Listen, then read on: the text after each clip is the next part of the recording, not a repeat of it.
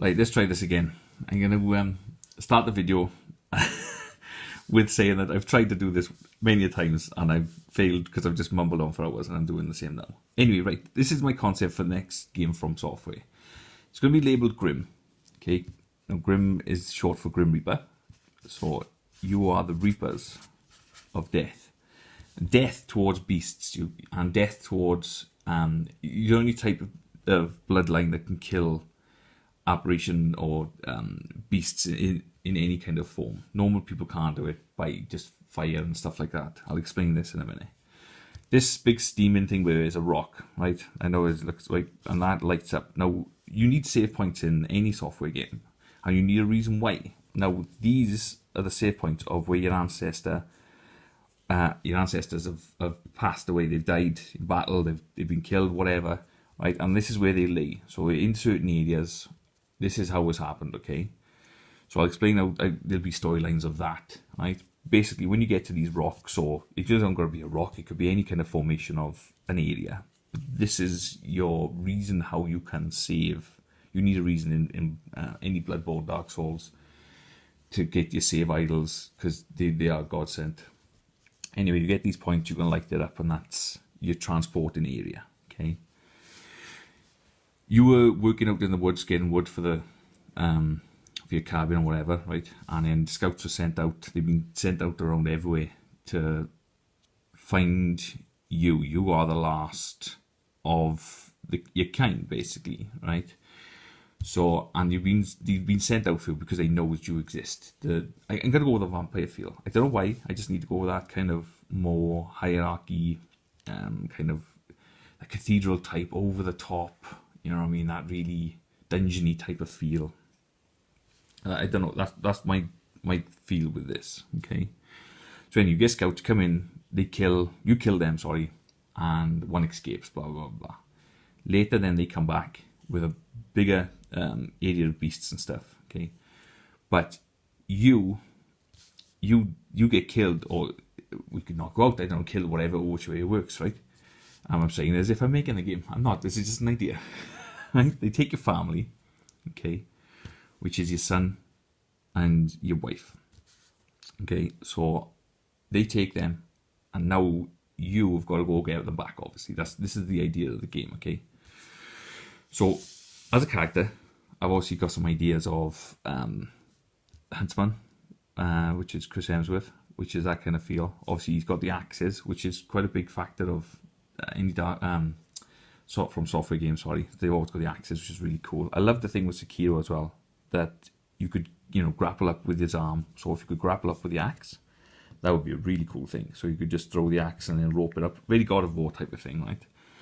I just touched on the bow and arrow thing. I think bow and arrow thing could be a really cool feature of the game as well, and that would be really good. And another unknown kind of item. Well, they do loads of items, don't they? But another really, like the Soul Cleaver was in shit hot.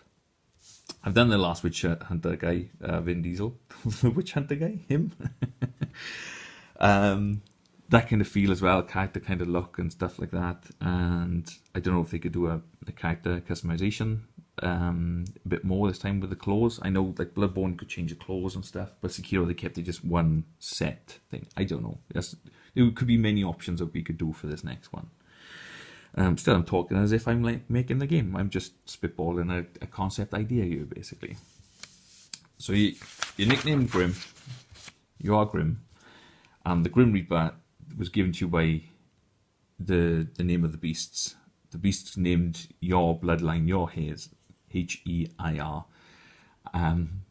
The Reapers, the Grims, basically. You are the killers of beasts. But also, that's the downside of it as well. You can only die through the actual blood of your connection as well. So your father's father and father, whatever, their blood would be precious. That it could be. This is how the vampires. I thought the vampires, they couldn't, if they bit you, they would die, but you wouldn't die because your blood that is like an anti-venom. It's an anti-venom basically towards them. So anyway, you're on the path. You're on this destruction path now to go through and obviously get to save your kids. your kid, sorry, and your missus. There's so much I could say that probably, I don't know, I probably, I may as well just say it and then just go along with it, and I'm putting it out there, so just concept idea, no fucker's going to see this anyway. So, the hunters now, you were on the warpath, and your backstory is that you as a kid seen everything was going on. Your father was gone missing, or you presumed he was dead. Something happened one hunt, and it all went to shit, and you had to be moved away to a different area. You were taken from it because you were the last of the line of these hunters. So after your father disappeared and so forth, you were still only a child, so you had to be sent away. So you think your father's dead, but he's not. He's still been captured, and he's been captured by like this hierarchy or whatever for a reason, to use against you, because they know you were the last in the line and they've been hunting you for years. So you've been taught by other people over the years as well, other people that took you away, different skills and different things, how to adapt. And this is where the teaching cove of it, we can call it the cove, yeah. The cove taught you how to do many things, and you had certain skills to a certain point. But as you go on your travels, and like any game, and you upgrade, you meet different people.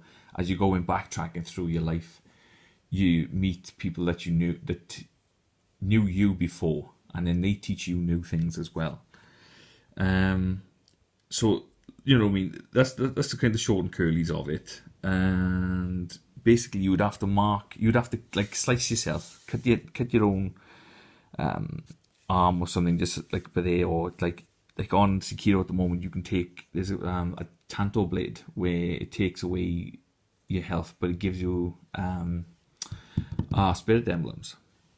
So you could use the blood from, like, he strikes himself by there, I think, on Sekiro, and you can just basically use that then, using your own blood on a blade to go into a fight then to kill the beasts, if that makes sense, kind of thing.